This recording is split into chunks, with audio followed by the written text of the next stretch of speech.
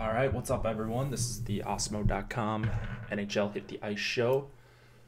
We've got a 9-game main slate. Hope you guys got some early lineups in if you wanted to play. Late news, which is always a good thing for us, I think, if you're around. A lot of people don't make the swaps, so hopefully you saw that Perron was in. We were talking about that a little bit in Slack. So, yeah, that kind of thing becomes really valuable if it ends up paying off because, go Wings. I think Perron was like, I don't even know how owned he is. I'm sure he's not very owned at all, but we weren't sure if where he was going to return, and he's with O'Reilly and Shen, which is a pretty good place to be if you're cheap and low owned. So it may not work out, but I don't know. I always think you should make those pivots or change those lines, I suppose, is the better way to put it. So if you have access to an optimizer, would definitely suggest running your last crunch once you get the late news. So you've got 15 to 25, 30 minutes sometimes to react, which is nice. Last night's slate was not good for me. I was scrambling at lock. Once we saw that Hyman was in, I thought I had a crunch without him. Or I'm sorry, I thought I had a crunch made with him, but I either couldn't find it or I didn't do it correctly. Or, I did something wrong. Anyways, ended up with too much Kadri, and it actually ended up being okay. But the Patrick line was kind of the one you actually needed. So that was a little bit unfortunate, but I wasn't on them anyways. Like, I did some crunching and rewind this morning just to see if that mistake cost me big, and it didn't really cost me at all. So I don't know. It just wasn't going to be my night regardless, and I also wasn't on Calgary too. And when someone has a 5-point game, even if the line doesn't really go off, it's pretty tough to overcome a couple huge performances. So you can kind of miss out on one line, but I missed out on both of the lines that ended up actually binking the tournament. So it just here, I think I have it pulled up here. I do. Here we go. The Poke Check Championship. So that was 10K to first. Congrats to Dollar Bill W. He's a guy that's, he's always maxing stuff. He's a really good tournament player. So, yeah, not surprising to see him take it down. I saw Brick was close to taking it down as well. I thought he might have been the front runner. I went to bed pretty early. Didn't watch too much hockey. I caught a few minutes of the Vegas game. They scored right away, and I thought maybe I'd be on my way to a pretty big night. I had a bunch of Vegas too, but ultimately wasn't really even close. So I got back about half of my entry fees, which I'll take. Like, I felt like that was maybe even too much for how off I was last night. So got lucky there. Whatever. What's up, Jake? Just signed up for the MLB season. Nice. Looking forward to yours and Josh's MLB show. Yeah, so MLB is right around the corner here. I'm going to miss the first few days of MLB. I'm probably going to be able to play. So I'll be in Arizona. So there's no DFS there. But I'll probably be able to play. I believe you can play if you enter in your contests. And it looks like almost everything is live. And the pricing's live. So you can actually enter in lineups. From what I understand, you just can't enter paid. You just can't enter actual money when you're in banned states. So I don't know. I'll probably play opening day. I think it's kind of a weird slate. It's 4 Eastern. Actually, let's just look at it. We've got some time.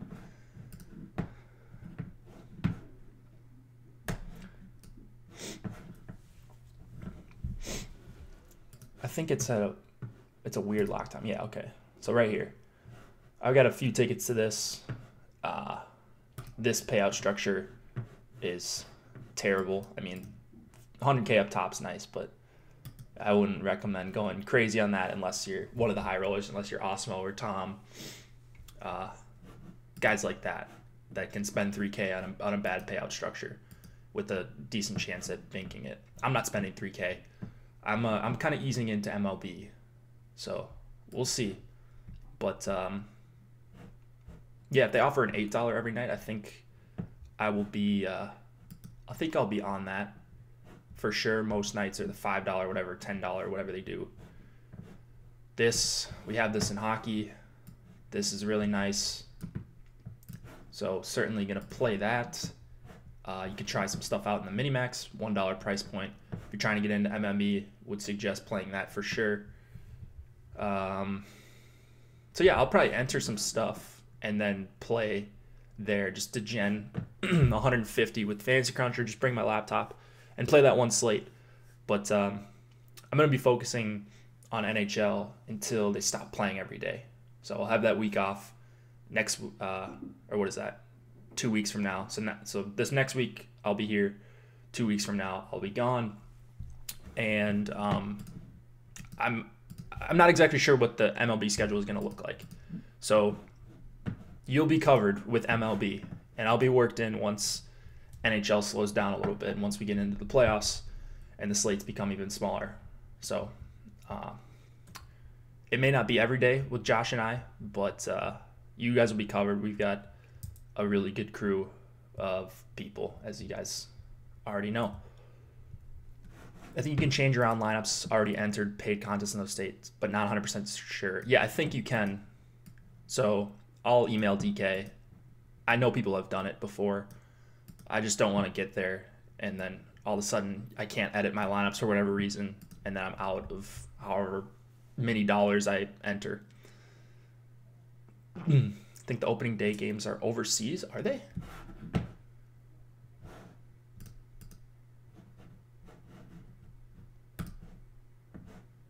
Not entering this. I just wanted to see the pricing.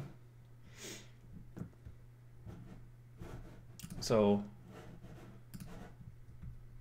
games games are overseas. Oh, wait, where can you see the? Oh, no, that's I think there's regular season games next week that are overseas, or I don't know if they're counting as regular season games, but I think it's like the 22nd. Let's see. Spring training. Yeah. And they lock at, okay, the Wednesday game. So there's a Wednesday game at 4:35 my time. Then a Thursday game, 4:35 my time. Mariners Athletics, both in those games. So they're doing like a little 2-game series. I don't know. So who knows what DK will have for that. But yeah, definitely excited for MLB. That'll be fun. So glad to hear that you guys are pretty excited as well. One thing I want to look at quick before we start is seeing what Alex did. He did it again. All right, so you've got McKinnon with Comfer. He left off Brassard, it looks like in this lineup, went Brock Besser. Full Calgary too. So he is doing it. He is doing the 3-2-1 stack. Let's see, he did it here again. Same sort of thing with the... Oh, I guess he left Besser off here. Interesting. I probably wouldn't leave Besser off. Elias Pettersson scored last night. Nolan said he was going to be more aggressive. Gave voice to that.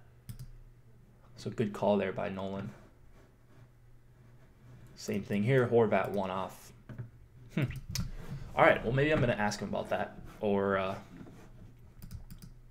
maybe I'll just try to figure it out on my own time. Awesome lineups. Should probably add the channel.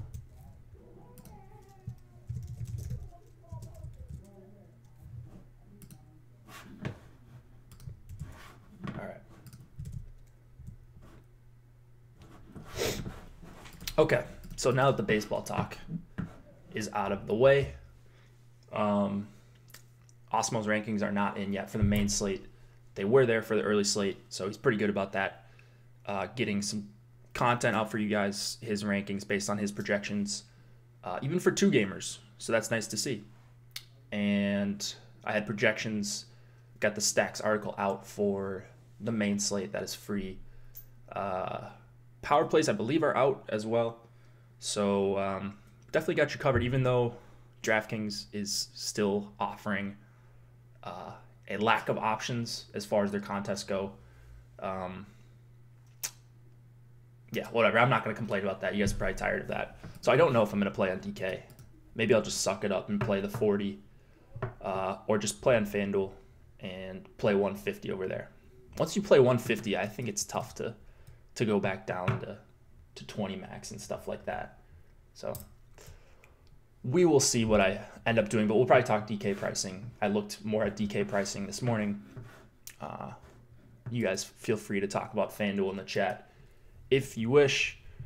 But I did look at some line matching stuff for all the games. Go back to the single entry life. No single entry life for me. That was bad for my mental health, I think. Assist Danny DeKaiser. I think I X'd out DeKaiser, so that's not great. But Athanasiou goal. Yeah, I don't know if I'm overrated. I didn't look at ownerships just yet for the 2-gamer. It doesn't really matter until the last 3 minutes of that slate anyways. If you set FC to 3 forwards, 3 any position, and then set positional stack 0D with the same team 0D, you get a mix of 3-3 and 3-2-1. Huh. So, okay, so maybe that's what Alex is doing. Is he getting a mix of 3-3 here? Is he getting 3 threes in here?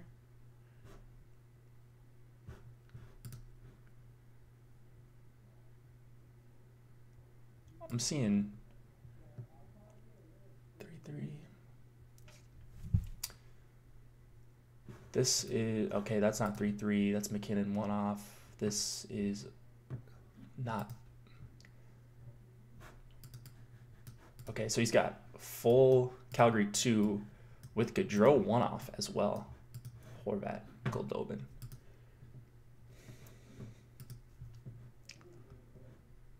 Huh. It's the only way to force that. Okay. You said.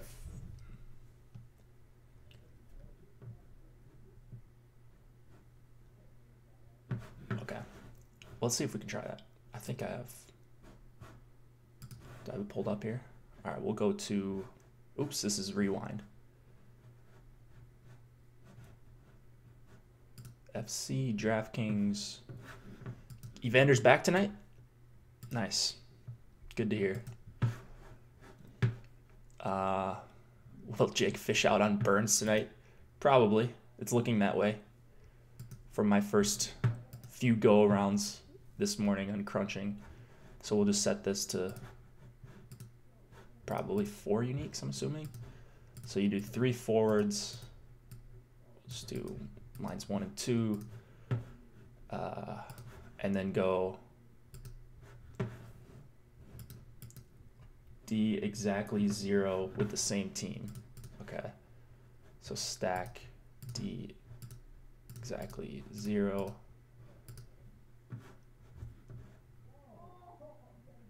Is that what he's doing? Oh, okay. D exactly 0 D from the same team. Maybe mix in some 3 and 3 forward only. Oh, so maybe he's okay. Let's try this. No, that's a good guess. I didn't really think about that. I just figured he was running maybe 2 different crunches. We'll just try like 50 lineups and see what pops up here.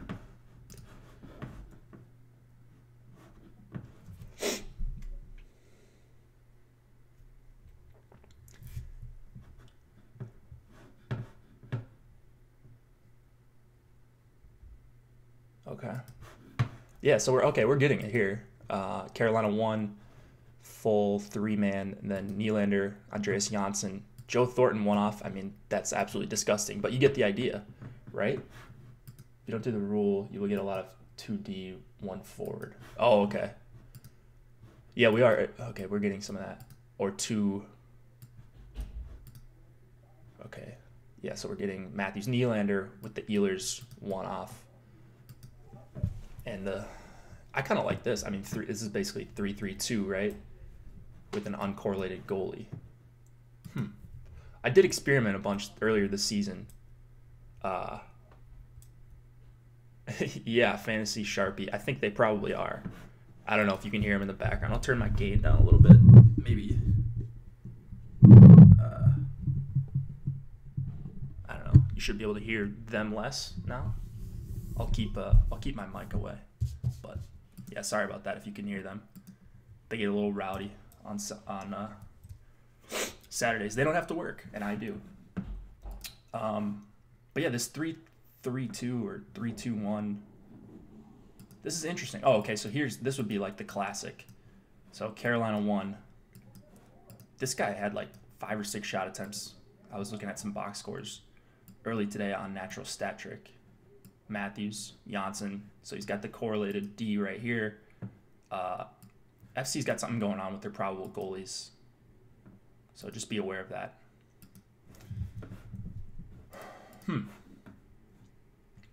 Okay, well, thanks, Brick. At least we know now how to kind of do this. So I'm going to play around with this in Rewind over these next few days just to see if this is a viable strategy. I mean, I'm assuming it's got to be viable.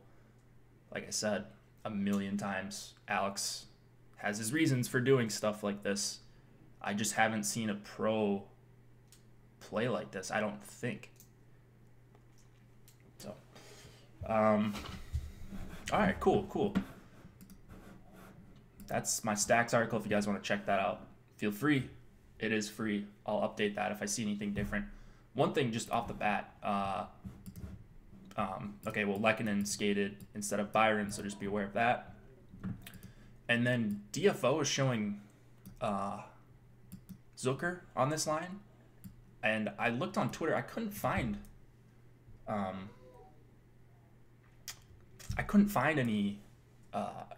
on Zucker being with Parisi and Stahl. I mean, yeah, you'd like that, right? But I didn't find anything, so I don't know if that's DFO just guessing or what.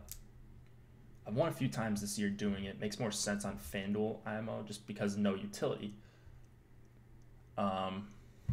Interesting. I'll have to try it on FanDuel too. I don't play over there as much as I should. I probably will be today though. What happened? St. Louis 3 scored? All right, nice. I'm going to take all this money on the early slate. Or not. All right, let's do these games quick. And feel free to pop in questions if you guys have questions. If you want me to go over something, if you want to see something in Fantasy Cruncher or whatever. Game shouldn't take too long. We've got the Flames and the Jets. It looks like we have, let's see the implied totals here. Man, all these games starting at 7 Eastern. All but 3, it looks like. 6 out of the 9. 3 implied to Calgary, 3.5 to the Jets. Don't know about goalies just yet. But we're probably going to see the Lowry Little Tanev line go up against Monahan, Gaudreau, and Lindholm. And that's actually, I mean, I think that's sharp for the Jets just because Scheifele, Laine, Wheeler hasn't been good defensively at all. And then that could also keep them somewhat away from Backlund, Kachuk, and Frolik. So I think we're probably going to see, just logically it makes sense that we'll see Winnipeg 3 and Jets 1 versus some combination, some sort of split of this line and then this line, I would think. Unless they just wanted to go Lowry versus Backlund and just kind of take out the shutdown lines. That's interesting. I mean, okay, so what I'm doing tonight depends on how many lineups I ultimately end up making. But I do think that the Monahan line is interesting here just because I'm not really that worried about this line. I don't think they're going to be very... Oh, Monahan's out tonight? I did see that, actually. Okay. I'm a fish. Monahan is out. I did get an alert from somewhere when I was groggy this morning. All right, so we don't know what the lines are going to look like here. That's a little bit tilting. I still think you can probably play Calgary depending on what their lines look like, but just disregard what I said about line matching here, because that kind of all goes out the window if they change up their lines depending on who's centering Gaudreau and Lindholm, or even if they stick together. The line I kind of like here for Winnipeg regardless is this second one. Hayes, Connor, and Ehlers, they've been getting the better matchups, third and fourth lines a lot, and no Monahan obviously makes them Calgary thin down the middle. Jankowski and Derek Ryan, that's pretty tough. So I think Hayes, Connor, and Ehlers have quite the advantage at 5-on-5. Not saying that Winnipeg 1 doesn't, but just for what I'm trying to do with how I kind of have my lines ranked so far, I'm getting to a good amount of Winnipeg 2 on DK. So that's probably where I'm going to be at mostly in this game. Giordano I like, obviously at 6,200. He's a guy that's pretty much always in play. And Winnipeg is still not great defensively. I mean, I think they gave up another 65-on-5 shot attempts in their last game to Boston.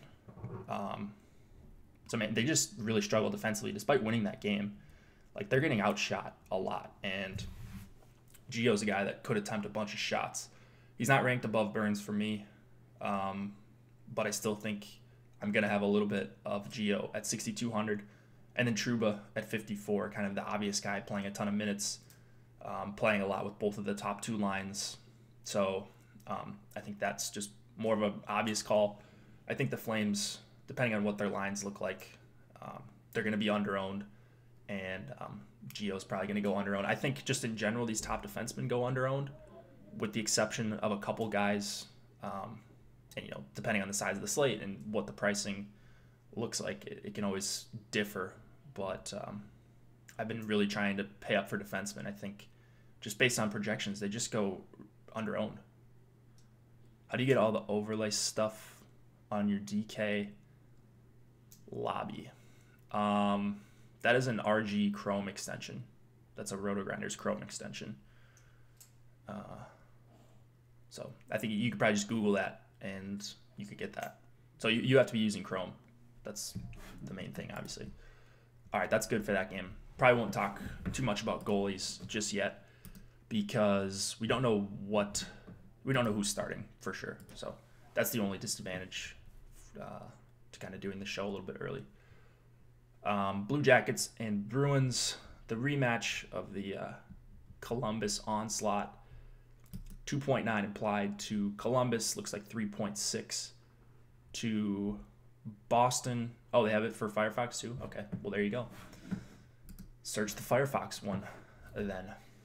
I got completely burned on this matchup the other night. Granted, it was in Columbus, so I think just in general, second and third lines are more playable when they're at home because they're going to get the benefit of seeing better matchups outside of a few teams. Calgary, you probably are less likely to play Calgary 2 when they're at home because they almost always get the opposing top competition, where that's not really the case with a lot of other teams.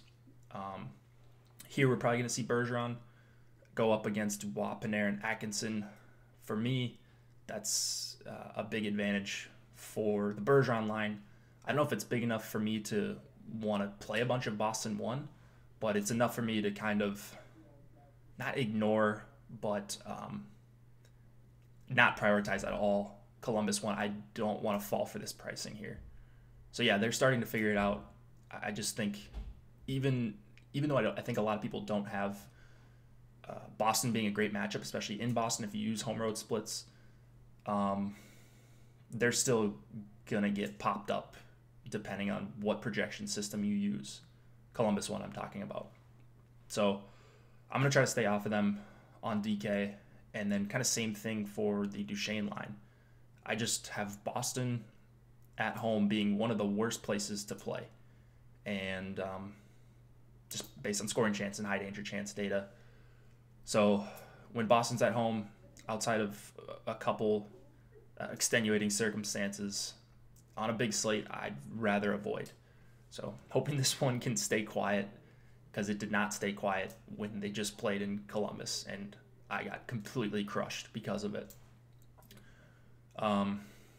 So it's the 6.5 total. Boston one's going to have some ownership. Heinen back up there is going to be interesting for some people, but he also makes that line super expensive. Not super expensive, but they're over 19K. Whereas if Backes was playing on the top line, 2,800, now all of a sudden you've got a really good value. And yeah, Backes isn't great, but he did, I think he had 6 shot attempts, a couple scoring chances in the last game. So basically anyone playing with Bergeron and Marchand for close to mid salary should be playable. So I was kind of looking forward to playing some David Backes with Bergeron and Marchand, as sad as that sounds. But yeah, with Heinen, I think it's a little bit of an upgrade. I don't know if it's a 2K pricing upgrade or $2,200 pricing upgrade for me at least. McAvoy is my favorite play in this game. He's going to be the guy I have the most exposure to. Krug is in concussion protocol. So Boston, I believe they skated this morning already, and it sounds like Krug is out. So unless Krug is out, or unless Krug comes back in for some reason, like somehow gets cleared, which I don't think is going to happen, McAvoy is, I think, one of the best values in the entire slate. I think he played 28 minutes in the last game. He's got to be more aggressive offensively. He was in one game, so you can't just take the one game sample to the bank. But 4,600 is a really, really, really good price, in my opinion. And he just correlates to really good players as well. Skates a lot with Bergeron, Marchand, and Danton Heinen at 5-on-5. Next game, Chicago and Montreal. I'm assuming you guys know where I'm going with this one, although a little annoyed that Montreal broke up their line. So looks like about a 3 implied total to the Blackhawks, 3.5-ish to Montreal. Crawford confirmed. Not sure about Montreal. Would assume it's going to be Price there in the middle of the playoff hunt. In the East, so probably going to see Danault go up against wherever Kane is playing for the most part, and they'll double shift Kane, as we've seen a bunch of times this year. I don't know that I looked specifically into what they did last game. I'll try to look that up really quick while I'm filibustering a little bit. So Chicago 3 destroyed me again last time. I just cannot get them right. They just do not project well for me at these prices, basically ever. DeBrincat, I mean, almost 7K, or you're getting near 7K for DeBrincat. I think that's a little bit crazy. It was an okay matchup with the Leafs last time, but I'm still not really a big believer in Chicago 3 here. So let's see how many minutes Taves and Kane played together. Last game it was just 52 seconds. So Sakura stayed on that line, and they've been super high event. So just trading chances basically. And they seem content to do that. The Blackhawks are not a good team. They've had a couple decent games lately, and I think they're going to be owned here. I won't be playing Blackhawks, at least not on DK if I'm playing 20 lineups or whatever. On FanDuel, if I play 150 there, I obviously get to some Blackhawks, but it'd probably be this Anisimov, Cahoon, and Kane line, just seeing that those lines stuck together. It's just really hard to play the Blackhawks and not Kane, honestly. The Danault line going up against them is a little bit concerning. And then you've got Lehkonen and not Byron on the second line for Montreal. That Byron, Domi, and Shaw together, they were playing incredible, just generating a ton of scoring chances. And yeah, they trade chances a lot too, but you take that against Chicago. They're so bad defensively. You look at any lines numbers for Chicago, any of the top 3, they're just not good. And they have capitalized on their chances, so they've had good results. But man, they really, like when a team plays hard, which the Leafs did not, for whatever reason, they were playing stupid in their last game. And you saw, Blackhawks took advantage of a couple opportunities. Montreal, I mean, no one could come out as flat as the Leafs did. So I don't know. I think Montreal should rough them up here a little bit. And Crawford's really the only chance. He's the last line of defense here for the Hawks. I don't know. I just really love Montreal here. Domi, Shaw, Lehkonen, probably my favorite value. But if I'm playing 150, I'm for sure going to have 5 to 7% at very least of all three of these top lines for Montreal. And I'd probably get closer to 12, 15, 20% to Montreal 1 and Montreal 2. So just really, really love the Canadiens here, and also going with that Shea Weber, shooting a ton lately, under 6K. He might be a guy that sneaks in over Gio for me, which is pretty tough to do if you've paid attention to how I kind of project guys. So I absolutely love Weber. I like Petrie as well. Yeah, just all the Canadiens here.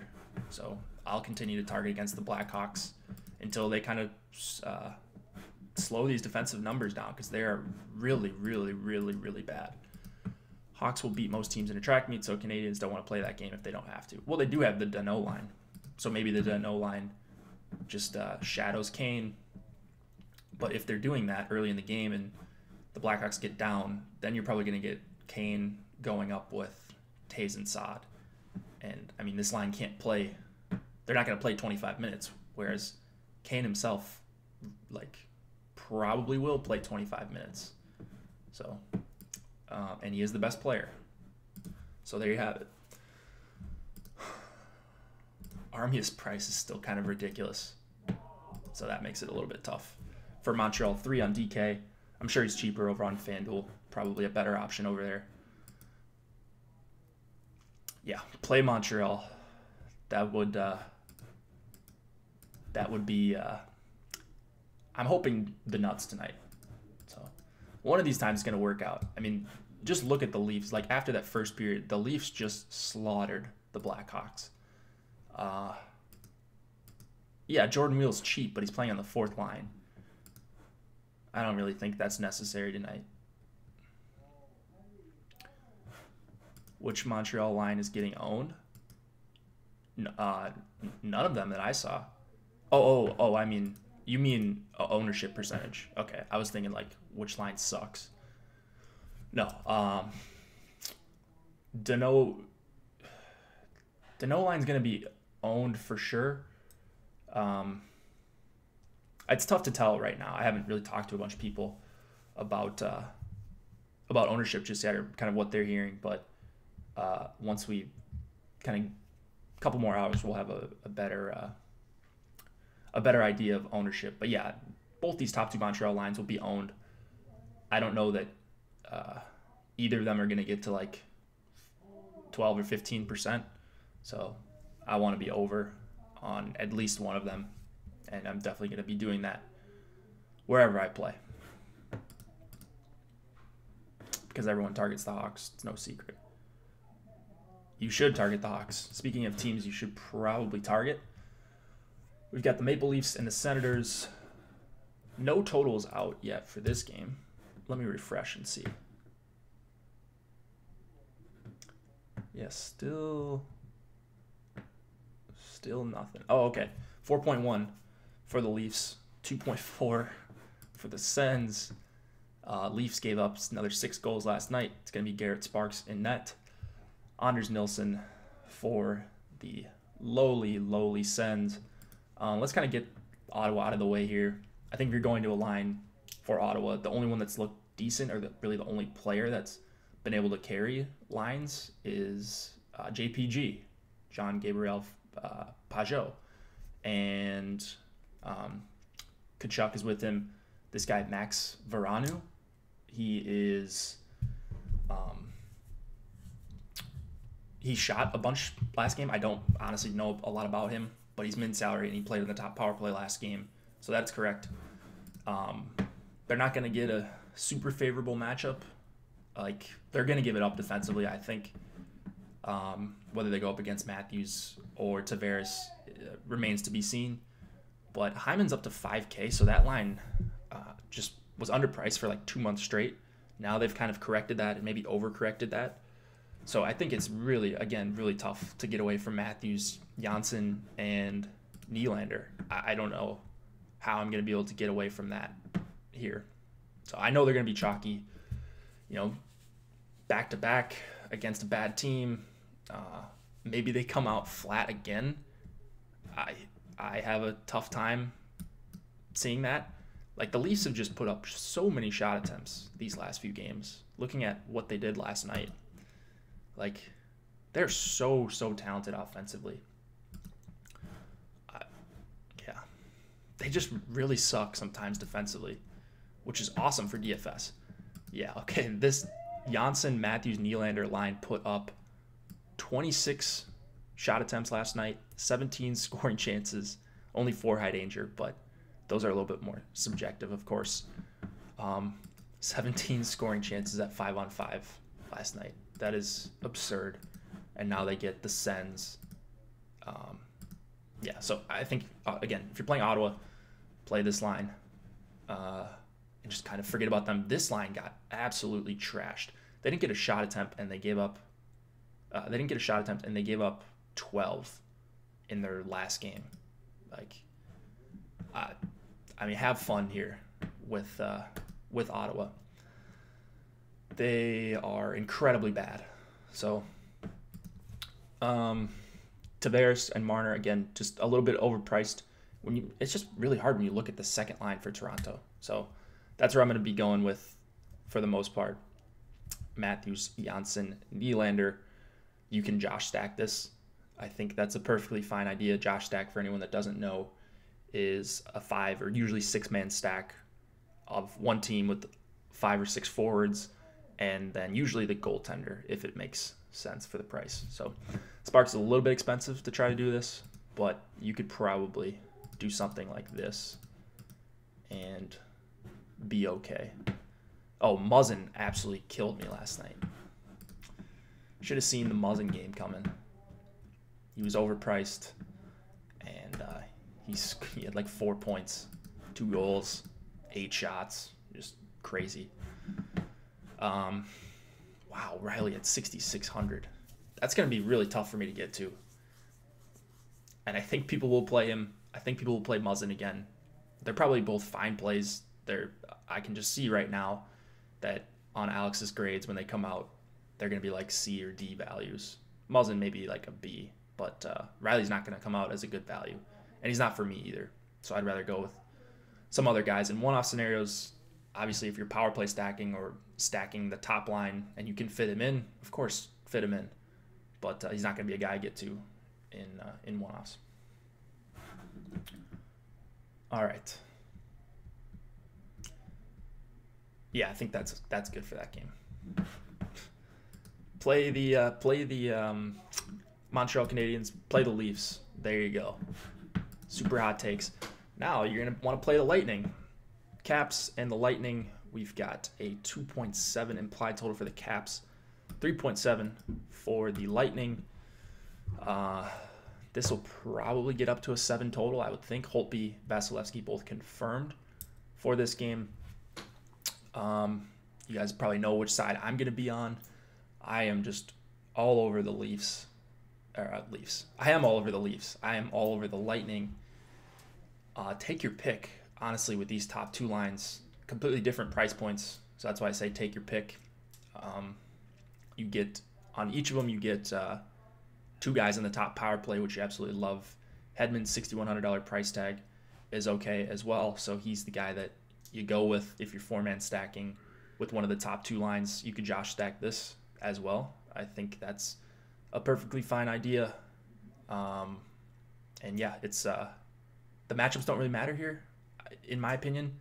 But we're probably going to see Point go up against Kuznetsov, Ovechkin, and Tom Wilson. So it is. I think it's going to be pretty one-sided as far as shot attempts. Tampa is such a good 5-on-5 team. and the Caps just are not. So I'm just going with what the numbers tell me here. I know Point, Kucherov, and Johnson will be popular, but again, Johnson gets left off, and he's starting to score a little bit these last few games. So I'm not leaving him off.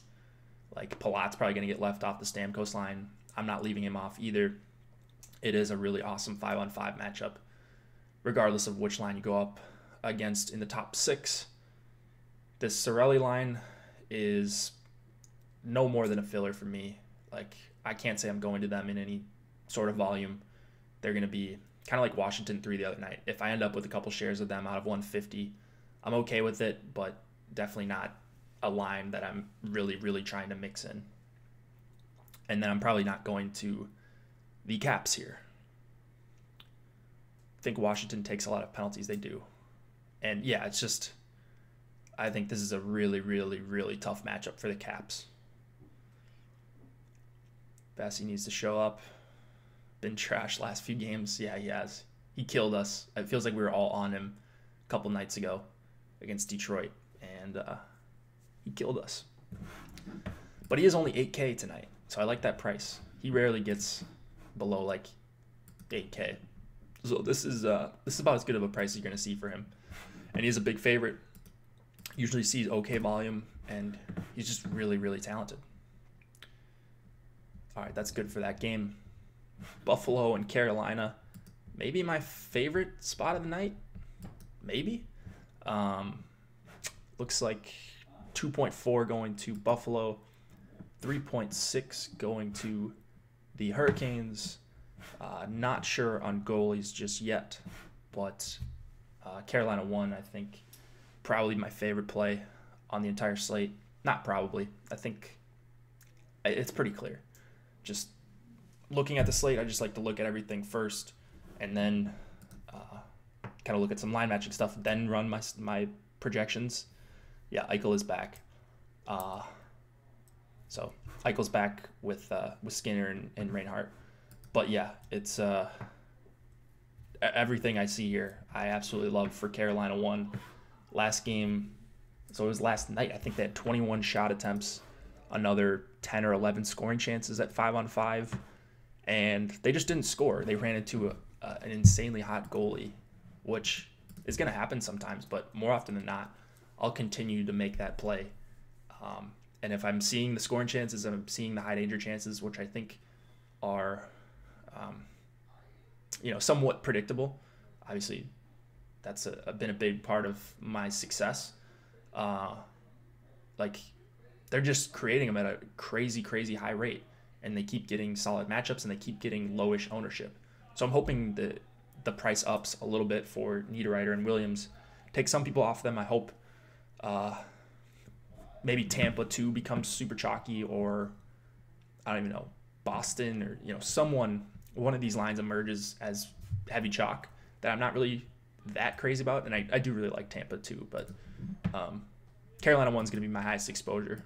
So maybe like Winnipeg 1 is chalky or something, then give me Carolina 1 all day. Of course, full power play correlation, Buffalo has just looked really bad, and they're probably going to avoid Eichel, Skinner, and Reinhart. Nylander on the second line, and that's the line that Aho is probably going to go up against. You're just not worried about that at all. Rodriguez and Sheary have been solid together, but on the road, I looked at their home road splits a little bit, where they don't get the benefit of last change, and Carolina definitely takes advantage of that benefit. They're not worrisome defensively. So, yeah, all over Carolina 1. That will be my highest exposure. If I was doing one lineup tonight, it would have Carolina 1 in it. I think it's about time for the Carolina 1 blow up. And it's not like we haven't seen one recently. We just saw one last Saturday, but they didn't score last night. I hope people are a little bit butthurt about that, but I am not. I think they're gonna really take it to Buffalo at even strength. If they score, great. If not, I'll continue to make that play for another double-digit scoring chance game.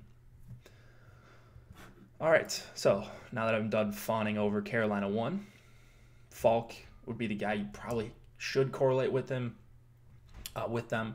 But Hamilton at 5,700 is the better, I think, raw point play. On the other side, I'm not really crazy about Eichel, Skinner, and Reinhart. Stahl has been good in the shutdown role since he's come back from those concussion issues. And I'd rather not go up against Stahl. So Buffalo won. I know they're back. I know maybe some people will be excited about them, but when I look into the matchups a little bit deeper, my excitement went away pretty quickly that they're going to go up against Stahl.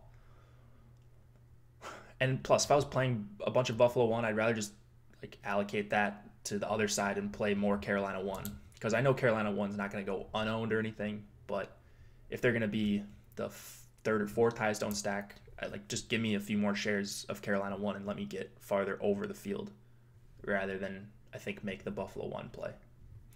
So that's kind of my thought process. On the Buffalo side, the guy I'm playing the most of is probably Brandon Montour, just kind of a peripheral guy. And you look for guys that can block shots against a team like Carolina that attempts a million of them. So Ristolainen and Rasmus Dahlin are both fine as well. But I'm really coming on to some Brandon Montour for 4,600. And I don't think that will be a heavily owned play. Again, goalie's not confirmed. Same thing here. Goalie's not confirmed. Rangers and Minnesota Wild looks like 2.2 implied total for the Rangers. Man, that's low. And then 3.3 for the Wild. So we've seen a lot of low total games for the Wild. They haven't looked especially good. They've looked really bad at home.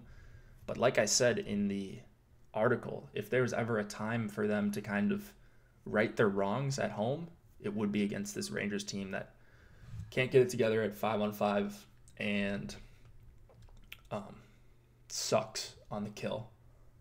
So you've still got some talent on the Wild for sure, some young talent especially. I wanted to see Fiala with Parise and Stahl, and I'm not so certain we don't see that, honestly. If anybody has seen something on Parise and Stahl skating with Zucker, feel free to let me know. But 2 nights ago, or two morning skates ago, I suppose, they were skating Parise, Stahl, and Fiala. So I may just make that manual change in Fantasy Cruncher if this sticks on FC. But unless we see something different, unless I just missed something, I've been wrong a million times before. So let me know if you guys have seen anything on the Minnesota lines, but just be aware it may be still Fiala instead of Zucker here. And you can still play Fiala there. He's on the power play with those guys. I definitely saw that. I'm not sure how the matchups are going to go here. Minnesota hasn't been doing a lot of hard matching. Besides with their defensemen, Suter and Spurgeon are going to see a bunch of time against Zibanejad, Kreider, and Jimmy Vesey, and or Buchnevich. I saw him move up last night. I think Edel saw some time with Zibanejad and Kreider. So for me, I don't really love going up against the Suter-Spurgeon pairing. I think Minnesota should be an okay 5-on-5 team. And yes, they've been bad at home, but the overwhelming numbers tell me to play a little bit of Minnesota here and kind of get off the Rangers altogether. It is an okay price for Zibanejad, Kreider, and Buchnevich, but there still are other lines in that range I think I'd rather go to. Toronto 2 is close enough to them that just give me the extra salary. And yeah, I'll go elsewhere. Parise didn't skate. Zucker was up there. What do you mean? Parise? Wait, why is DFO showing Parise then? Well, I didn't see anything about Parise not skating. Ooh, Donskoy, healthy scratch. Wow. Let's see. What are those lines going to look like? under. Nolan, did you see Sharks line rushes in practice this morning?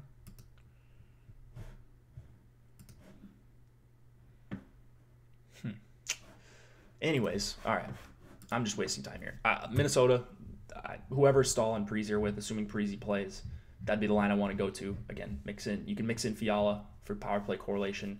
But if Nolan's saying that Parise didn't skate and Zucker was up there, you're going to want to check line rushes.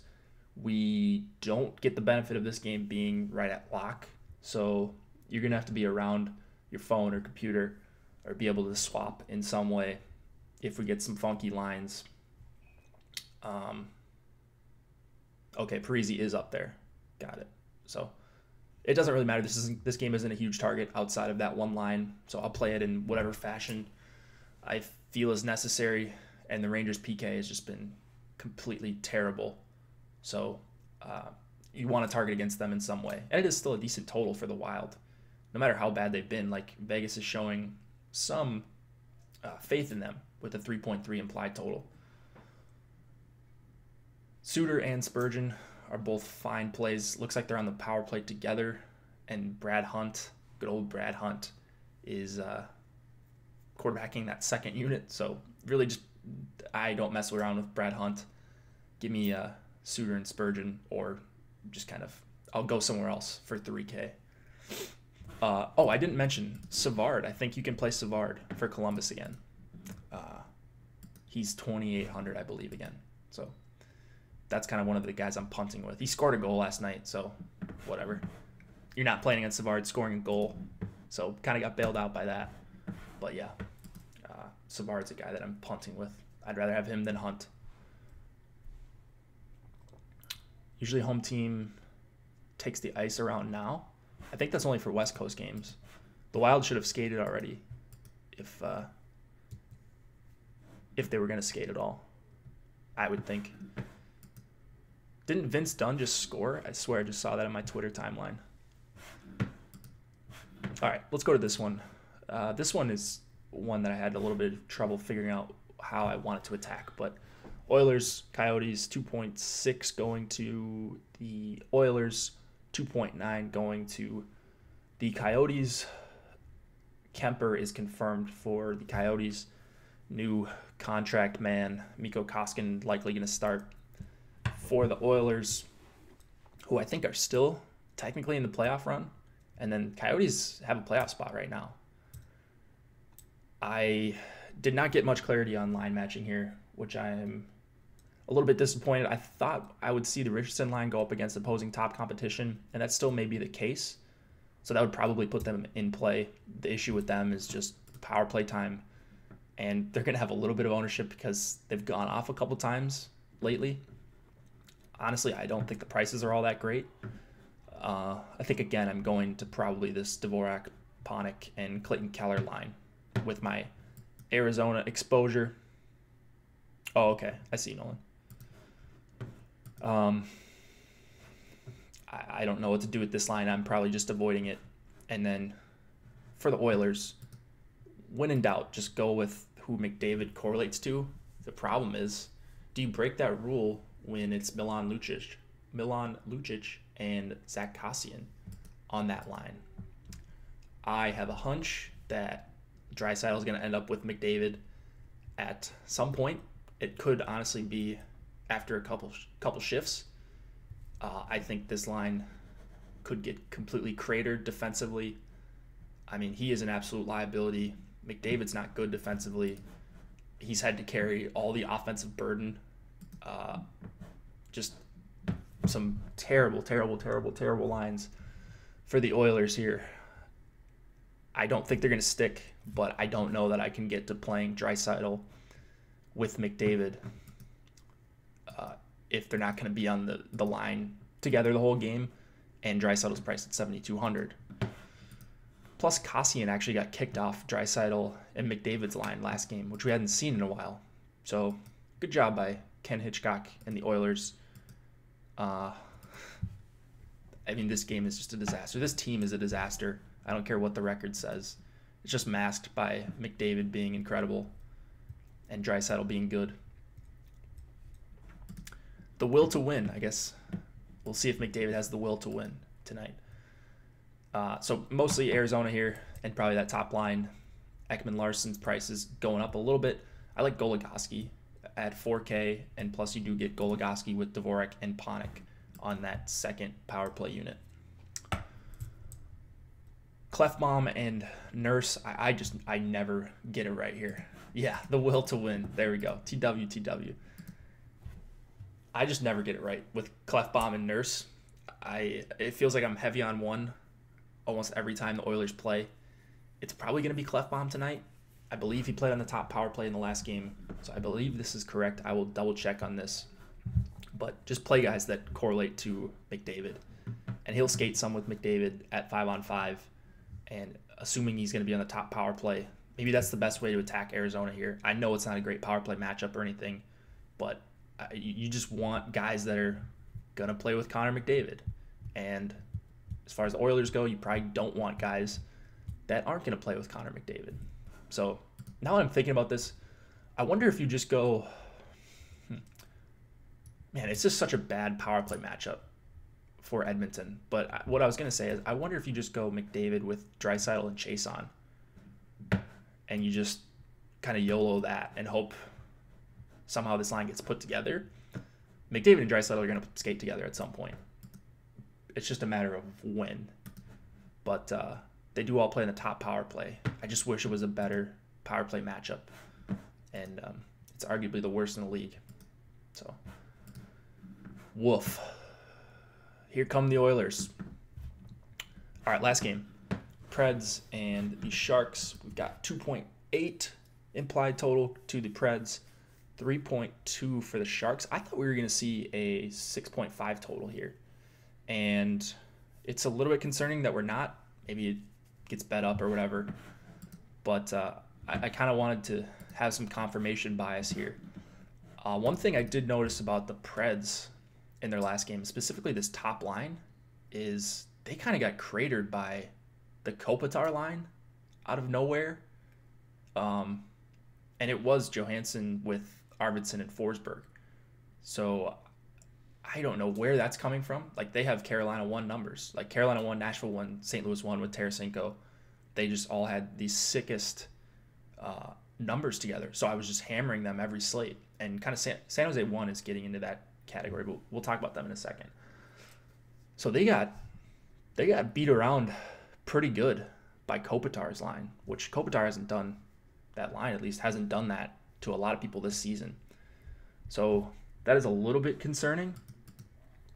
However, I don't know that there's going to be a hard match here, and I still think Nashville 1 is one of the best lines in all of the NHL.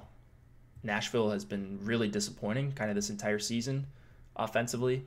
This line has let a lot of people down lately, but Martin Jones and net, San Jose's had a ton of bad goaltending from both Jones and Dell. So give me some Nashville 1 here. I think this is going to be a pretty up-tempo game. Nashville plays a more up-tempo style, a more giving style on the road anyways. And I also really like San Jose's top 6 here. So mostly line 1 here, but with Kane back, that line looks a ton better. You get Donskoy out of there. Not that Donskoy's bad. In fact, Hurdle, Kane, and Donskoy, they were in that category earlier this season of having just ridiculous numbers together. But Nyquist, I think, pretty clear upgrade. That line is, what, 17-4? 16-4? 17-4? I don't know. I can't do math right now. Yeah, 17-4. So I think the pricing is close enough. Looks like they are 18-5. San Jose 1 is 18-5. And if they're not going to hard match against Johansson, Forsberg, and Arvidsson, I think that's obviously preferred, which they didn't last game. They didn't hard match. So give me some Couture line. I'll sprinkle in this line, especially in MME, and really love Nashville 1 on the other side. That's just too cheap, and I'm hoping people are down on them. I think they're going to be able to create a lot of scoring chances here against San Jose, and a lot of scoring chances against Martin Jones is almost always a good thing. Brent Burns time. you guys can probably just ignore what I have to say about Burns. He has let us down lately, like the last 5 or 6 slates. However, he was not shooting a lot in those games leading up to the last one. And I looked at the last one. He had 11 shot attempts. So, whatever. I think, for me, attempts are more important than actual shots on goal. Things can happen once the puck leaves your stick, of course, kind of like in baseball. Hard hit percentage and exit velocity and stuff like that. I think there is some merit in that kind of thing. You can only control so much after it leaves your stick. So I just want the guys that are attempting shots. When he wasn't attempting shots, I was a little more nervous about playing him. I don't think I'm nervous about playing Burns here, and he's down to 6,500. So his attempts, Jake, he is shooting into guys. Yeah, so that's like the Brent Seabrook thing, right? I think he leads the league in blocked shot attempts. But I don't think Burns is that kind of guy. Like, he does a good job of getting shots near the net. And, like, you've got really skilled forwards that he's going to be playing with. So, I don't know, man. He is bad right now. I mean, whatever. You could still be not great and have big games if you're attempting that many shots. So, I'm just hoping a couple of them sneak through. Maybe you get a goal. You can never really project goals that well for defensemen. But the attempts were there last game. So I'm in. If I would have seen him attempt 3 shots last game, like that, I would probably have a different tone. But 11 shot attempts is exactly what you want from Burns. So he's also recovering from the flu. I don't know. I'm playing Burns. So there you go. And there was my rationale why. And I think you also can play Yossi on the other side at 6,100. So there's kind of a bunch of guys around that range. There's Giordano, especially Shea Weber. So I get it if you don't get to Yossi. But yeah, that is about it. So if anybody else wants to see anything about this slate, looks like I've gone over an hour here. Wow. Doesn't seem like that. Just 9 games, but probably ramble a little bit when Nolan's not here to keep me on track. How's this early slate going? Anybody winning all the money? Isles with only 1 shot of the second period in the second period. 5 minutes in. Oof. If you can't get shots against Detroit, you're in some big trouble. Penguins hot garbage. Has Perron scored yet?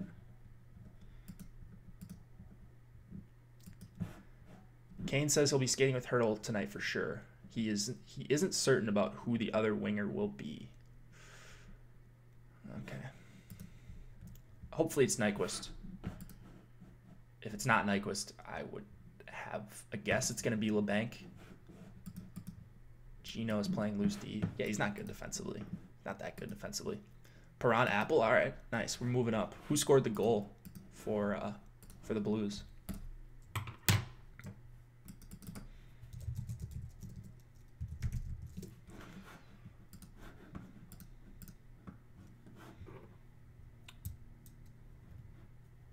All right. Well, oh, Dunn. That's right. I did see that. Dunn scored. All right. Well, I'm going to eat some food and who knows? Maybe watch some hockey. I'll have projections updated a couple times throughout the afternoon as I kind of see fit. Some guys will get tweaked, so don't freak out if someone's low and shouldn't be that low. There's always a little bit of manual intervention for some guys. So I will do that. Stacks article, again, is out. Nolan, are you doing a line change article today? I'm assuming yes. There seems like there's a little bit of news. And you're in chat. You seem active. So I'm assuming there's going to be a line change article out. And power plays are also out. I'll be in Slack if you guys need me. You can DM me on Twitter. My DMs are open. I'd be happy to help you out with whatever. Promo code Hit the Ice gets you 50% off your first month of Osmo.com Premium. I know a lot of people have enjoyed it. Sign up for baseball, of course. There is a pretty nice deal going on. We have, if you read Osmo's MLB Primer. So take advantage of that while you can. Buy the season pass. You're gonna want to do that, I think. Yeah, should be good. So I'm excited for baseball. I'm excited to close out hockey strong, and I know a lot of you guys are. So it's been a tough week as far as me making money or losing money, I suppose. But I'm looking to get back into it. So need a couple big wins before I take off on vacation. All right, guys. Good luck. Again, hit me up in Slack if you got any questions, comments, whatever. I will be back Monday, I think, with Nolan. It's a good slate, so Nolan would be joining me. So good luck, guys.